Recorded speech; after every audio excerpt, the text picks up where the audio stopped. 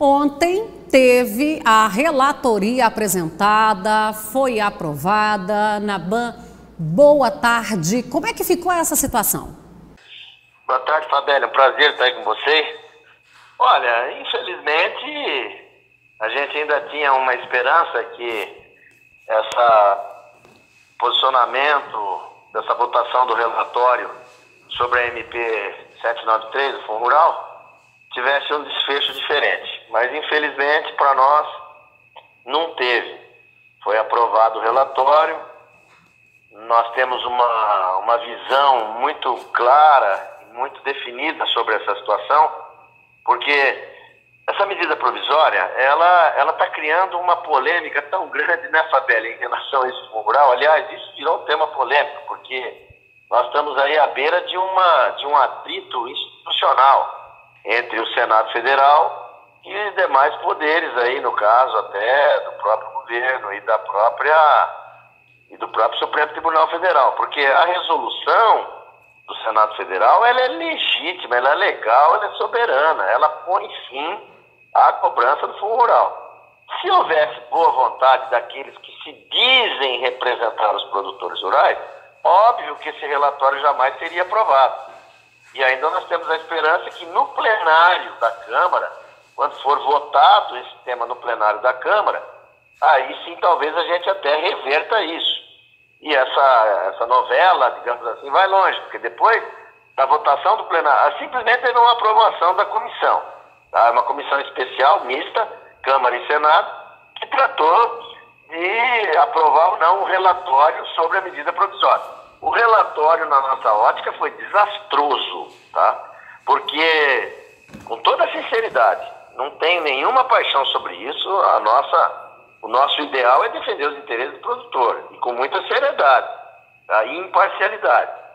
Esse relatório, ele beneficia exclusivamente as indústrias frigoríficas, as indústrias de grãos, aquelas que deixaram de recolher o seu tributo, se apropriando indevidamente de um dinheiro que nos descontaram sobre o Fundo Rural, não recolheram, e agora elas vão ter a oportunidade de pagarem essa conta, poucas indústrias, as exportadoras principalmente, com créditos podres. E, aliás, nessa votação dessa terça-feira, existia um limite de 15 milhões para cada empresa de CNPJ para se beneficiar e pagar, 15 milhões. Esse limite, Fabélia, foi aumentado para 100 milhões por CNPJ. Então, eu vou dar um exemplo. Digamos que o JBS tem lá mais de 20, 30, sei lá quantos CNPJ, quantas empresas. Ele vai poder aproveitar em cada CNPJ 100 milhões em créditos podres, praticamente créditos que não aproveitavam em nada, que são oriundos das exportações, para ir lá e quitar a sua dívida. E ficar tranquilo, ficar isento das responsabilidades cíveis e penais.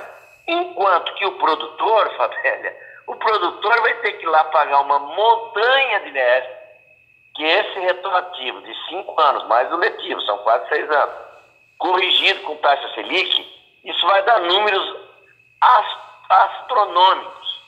Tá? E que todo mundo, na hora que fizer essa conta, vai ver o que a Câmara, o que a Comissão Mista aprovou hoje nesse relatório.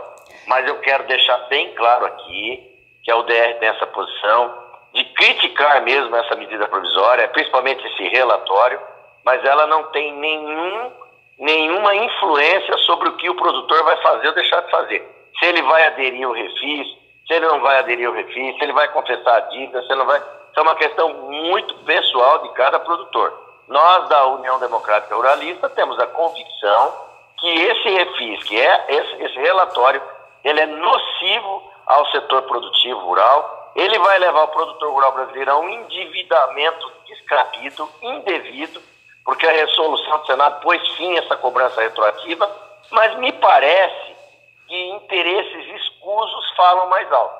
Porque se alguém disser para mim, pode ser quem for, deputado, senador, dizer que esse relatório beneficia o produtor rural, eu vou dizer, você está usando de uma hipocrisia. Me desculpe a sinceridade. Porque esse é um relatório que beneficia as indústrias exportadoras, seja de carne, seja de grãos, seja do que for. mas não o produtor rural. O produtor rural, com esse relatório, está afundado no endividamento impagável que, aliás, ele não deve. A resolução do Senado Federal precisa ser respeitada pelas demais instituições, seja a Câmara, seja o governo, o Executivo e seja o próprio Supremo Tribunal Federal. Esses CNPJs são aqueles que descontaram quando o produtor entregou, seja lá boi ou grão, e não fez o repasse para o governo. E hoje, na verdade, ele não tem esse dinheiro em caixa para devolver para o produtor. E nem esse dinheiro em caixa para pagar o governo. Claro que ele não teria que devolver ao produtor, ele teria que pagar o governo. E tem alguma estratégia que a UDR vem trabalhando para discutir isso, para levar isso adiante, ou pelo menos para tentar recorrer de alguma ação, Naban? Porque o imposto do Fundo Rural, ele é devido única e exclusivamente para o produtor pessoa física.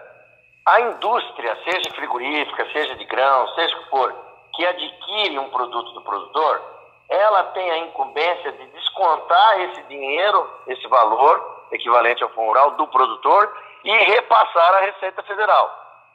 Eu não estou aqui acusando ninguém, mas muitas empresas não fizeram isso. Então elas se apropriaram de um dinheiro que não é dela, era nosso, para o devido pagamento, descontaram e hoje não pagaram. Tem uma outra situação também, tem aquela situação daqueles que se beneficiaram de medidas judiciais, dos tribunais, da Justiça, respaldada numa decisão do Supremo Federal, lá atrás, há mais de 10 anos, que disse: a cobrança do Fundo Rural é inexistente para o produtor rural. Coisa mais ou menos assim. O próprio Supremo julgou por unanimidade lá atrás de que essa cobrança ela era inconstitucional. Surpreendentemente, dito isso para nós, até do próprio presidente Temer, na reunião que nós tivemos agora esses dias atrás com o presidente Temer, que a UDR e algumas outras entidades tiveram, com o presidente Temer, ele nos disse categoricamente: essa decisão do Supremo Tribunal Federal, para nós, foi uma surpresa. Para o governo, para o Executivo, foi uma surpresa. Nós não esperávamos, porque até então o Supremo tinha uma posição que era inconstitucional e os tribunais dos estados, a maioria dos estados, estavam acompanhando essa decisão do Supremo. Por isso que o produtor não recolheu. E alguns casos de indústrias que descontaram do produtor, mas não recolheram. Umas respaldadas em medidas judiciais e outras por apropriação indébita, outras de má fé mesmo, por sonegação e apropriação indébita. São várias que hoje, e todas elas, independente de qualquer situação, estão sendo beneficiadas com esse relatório da Comissão Especial da Medida Provisória, que diz que eles podem pagar com crédito podre. Na verdade, os créditos são podres, porque não tem nenhuma outra eficácia. Os créditos das exportações, você não tem o que fazer com aquilo ali, fica ali. Hoje já tem, pode pagar uma conta. Agora, em nós, produtores, vamos ter que pagar em moeda corrente, em dinheiro vivo, com taxa de correção Selic. Vou dizer para vocês, Fabélia, e para os ouvintes que estão aí, os telespectadores que estão nos vendo e assistindo. Essas pessoas que estão hoje fazendo isso, serão os protagonistas do maior endividamento do setor produtivo, que já vem acumulando com dívidas anteriores, com dívidas das crises agrícolas, das crises pecuárias, e agora mais essa ainda. Então, eu não sei o que está acontecendo. É uma coisa, não dá para entender o que tem por trás disso tudo. Não consigo. Às vezes até consigo, mas eu prefiro aqui não dizer. Prefiro me calar, até para me evitar algum tipo de comprometimento. Porque eu não consigo entender essa postura, sendo que existe uma resolução do Senado Federal que pôs fim ao Fundo Rural. Por que essa insistência nessa cobrança? Agora, não vou. Todo mundo sabe que houve um trabalho da própria CNA que tem interesse, porque o sistema Senar, o sistema S, o Senar recebe uma parte desse dinheiro. Nesse relatório de terça-feira, foi inclusive beneficiado, reiterado a posição do Senar continuar recebendo a parte dele. Entendeu? Na medida provisória, vai diminuir a alíquota, mas o Senar continua recebendo a parte dele. Mesmo com a alíquota diminuída, mas continua. E nós continuamos com a obrigação de pagar. Quer dizer, está beneficiando o Senar, está beneficiando algumas indústrias frigoríficas. Agora o produtor ficou O presente que o produtor ganhou da bancada, que se diz ruralista, foi esse. Uma dívida assustadora, impagável e que não é dívida. Não deve. O produtor não deve. Tem uma decisão soberana, legítima e legal do Senado Federal. A resolução 15/2017 pôs fim a essa cobrança retroativa.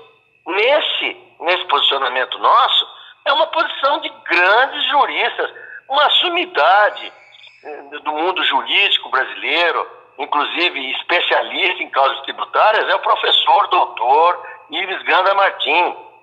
É uma sumidade. Quando fala nesse nome, é uma sumidade, é um peso. E ele fez um parecer dizendo, vou fazer um parecer da minha convicção, não é o que vocês querem. Tudo bem.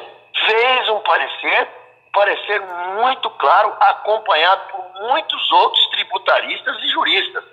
A resolução do Senado pôs fim à cobrança. Agora vem aí parte do Congresso, dos que se diz da bancada ruralista, da Frente Parlamentar da Pecuária, apoiar essa resolução, apoiar essa medida provisória. Faz uma pesquisa se o produtor está satisfeito, entendeu? E com a faca no pescoço ainda, viu? Tem um prazo para aderir. Se quem não aderir até esse prazo, perdeu a oportunidade e tem que pagar tudo. Então é um absurdo. Eu não sei aonde quer chegar essa gente com essas atitudes aí. Não sei. Sinceramente, não sei.